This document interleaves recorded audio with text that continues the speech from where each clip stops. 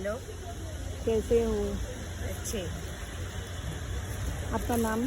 निकिता। अच्छा, तो आपने कैसा स्टॉल लगाया? मेरे पास कौन? में साड़ी कवर है, फ्रिज कवर है, washing machine cover, AC cover, pouch है, कटलरी पाउच है, ओके। सब अलग अलग टाइप के पाउच है।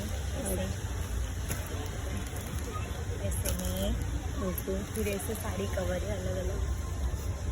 आप इसका प्राइस जरा बताएंगे? पाउच है, इसकी 300 रुपये प्राइस है। अच्छा। फिर ये साड़ी कवर है, इसकी 150 रुपये प्राइस है। ओके। तो आप यहाँ का टिफिन एड्रेस बैग है, एड्रेस यहाँ का दे सकते हैं? खोडल फार्म, डीमार्ट से आगे। अच्छा, ये कितने दिनों तक चलेगा या परमानेंट। परमानेंटली? अच्छा, ओके ओके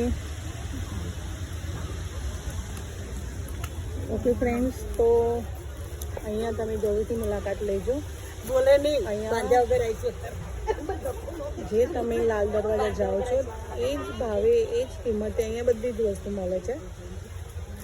તો અહીંયા જરૂરથી મુલાકાત લેજો અને આવજો. Thank you.